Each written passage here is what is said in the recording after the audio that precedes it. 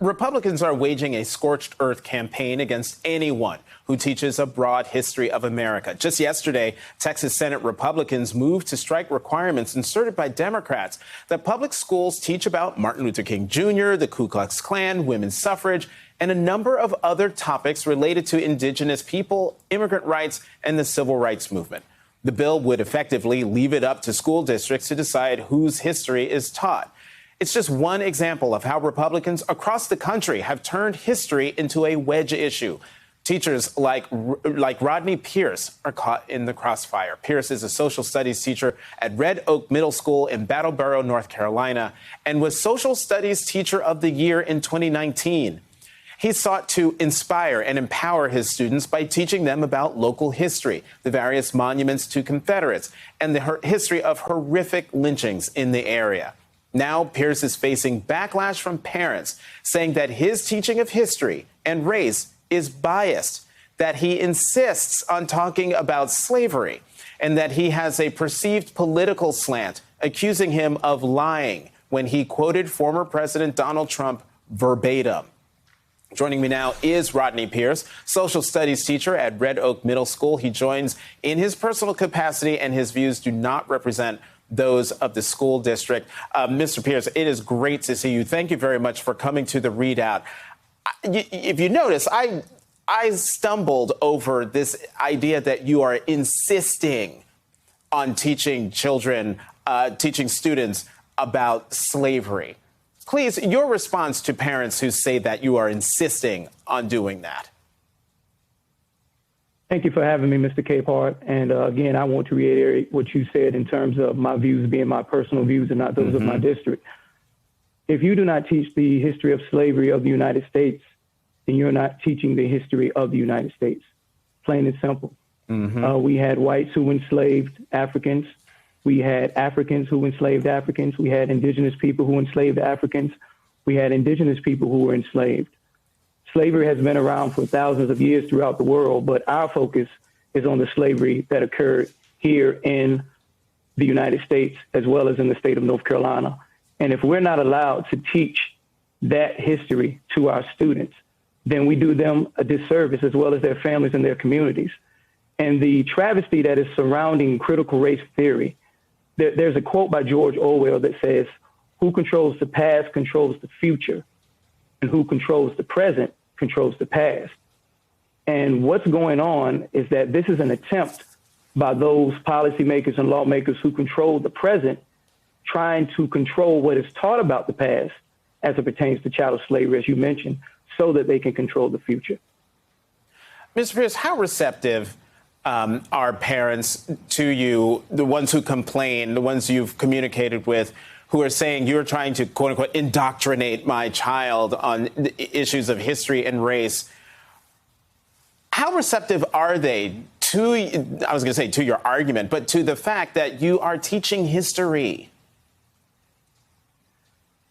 Well, I would like to say at this point they are receptive, but it didn't start out that way. There were some incidents that occurred where we had some complaints. And I basically had to state my position, and I had to show how it was relative to the social studies standards, which I worked on for the state of North Carolina, and also show how it was relative to the unpacking documents, which I also worked on for the state of North Carolina.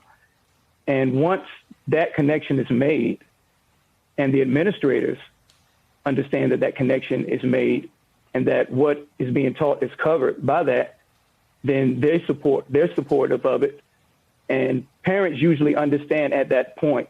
I think sometimes it was that, as you say, that insistence that you make those connections between the institution of chattel slavery and contemporary things in the United States. For instance, the plantation of Monticello, and it's mentioned in the Mother Jones article, is on the back of American currency. It's on the back of the nickel.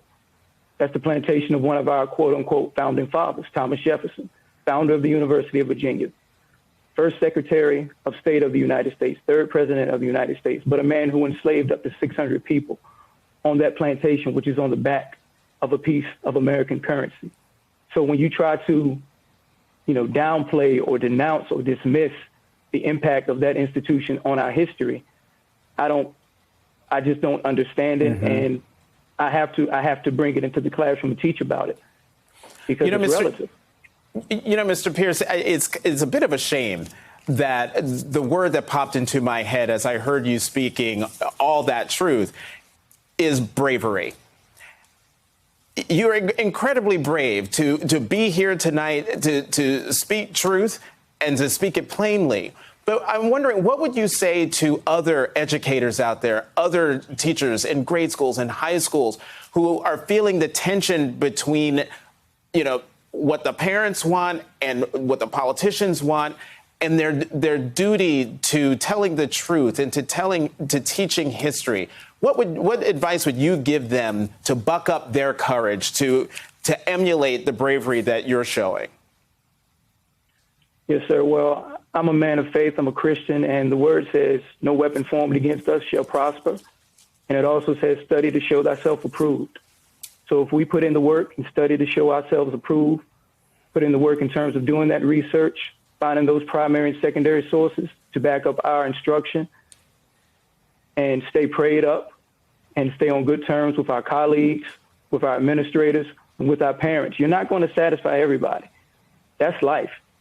But as long as you, again, stay prayed up, make sure that you do your work, do your research, have the sources to back up the content that you're going to be bringing in the classroom, make sure that your administrators know what you're bringing in the classroom, reach out to those people at the university level, send them emails, follow them on social media, talk to them. Talk to them. A lot of times I think those of us in K through 12 are afraid to reach out to those who are in academia because we feel they're in those ivory towers. And one of the things that I've learned in interacting with those people on social media and via email is that they have the utmost respect for K through 12 educators. Every profession starts in the classroom, and that's where they started their education before they became educators at a higher level. And with that, Rodney Pierce, Mr. Pierce, thank you very much for coming to the Readout. Thank you very much for your bravery and for teaching the truth.